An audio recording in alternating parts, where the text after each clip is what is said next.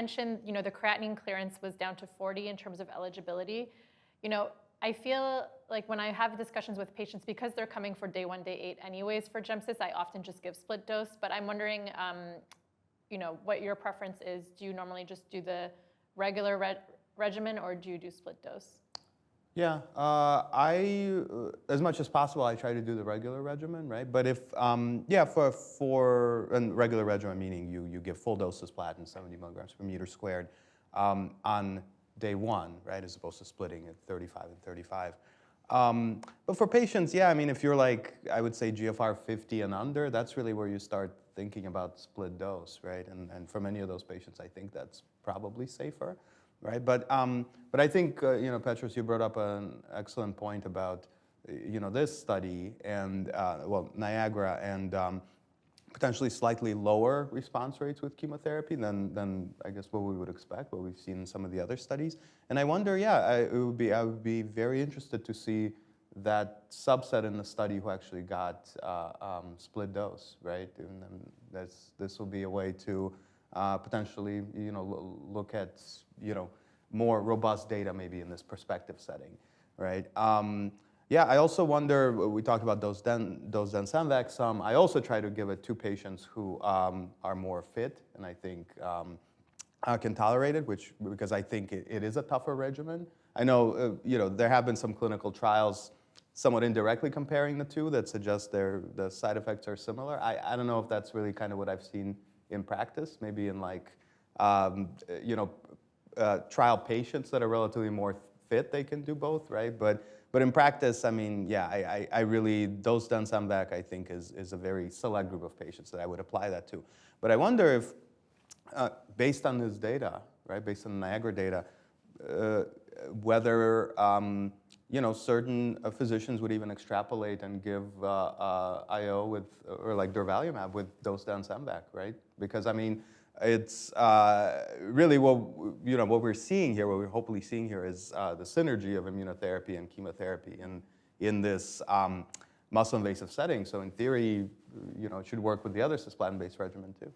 And actually, it's interesting you mentioned that. And I was discussing with some colleagues in the laboratory, and there is some early discussion that adriamycin may be more immunogenic. And even this is discussed in breast cancer as well. So I think in the context of that preclinical data, the AURA trial that we talked about before, the phase 2 study with dose dense MVAC plus avelumab, looking very promising.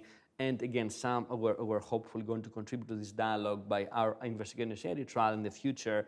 Personally, again, this is not the NIAGARA trial, but personally, I'm very compelled and intrigued about the idea of dose dense MVAC plus checkpoint inhibitor.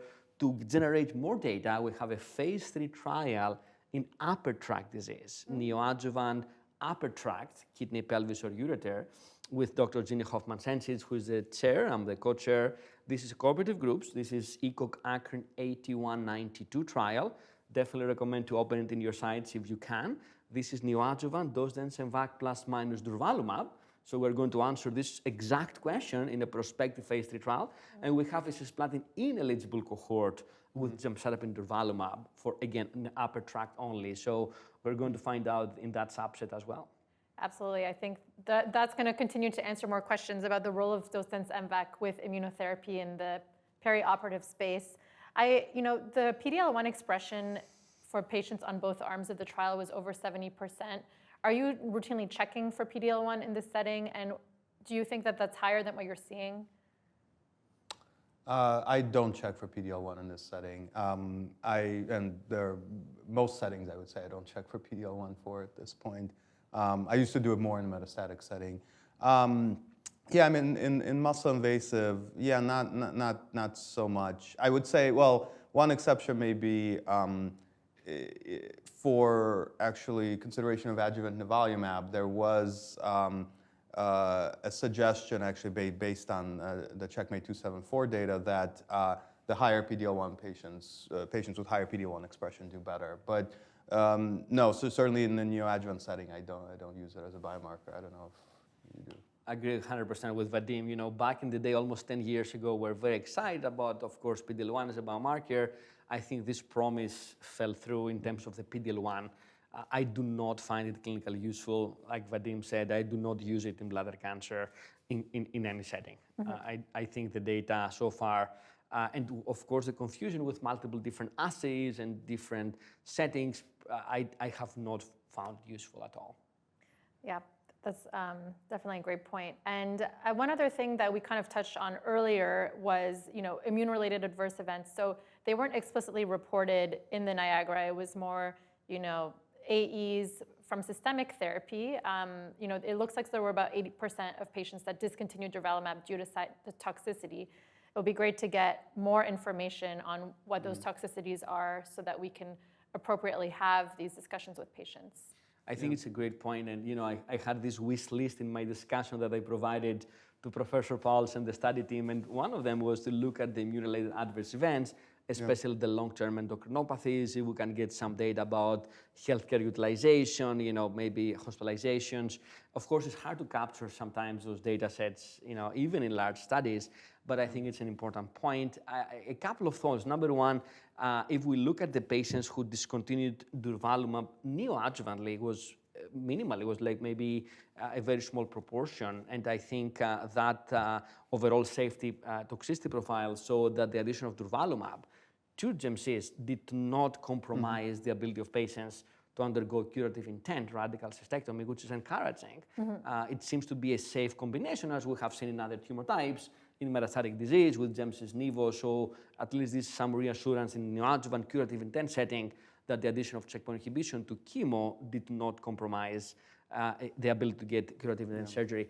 The other thing, if you look at the adjuvant therapy component, I think you're right, Karine, if I remember the numbers, it was only about 8% of patients who stopped durvalumab for treatment-related adverse events, and they had up to an 8-month period in the adjuvant phase. So overall, no new safety signal, no new toxicity signal, but of course, I think education and vigilance for IRAs is always important. Yeah, and of course, it's also a question of whether the patients who stopped durvalumab, I think presumably most of them stopped it in the adjuvant portion, right? Not neoadjuvant.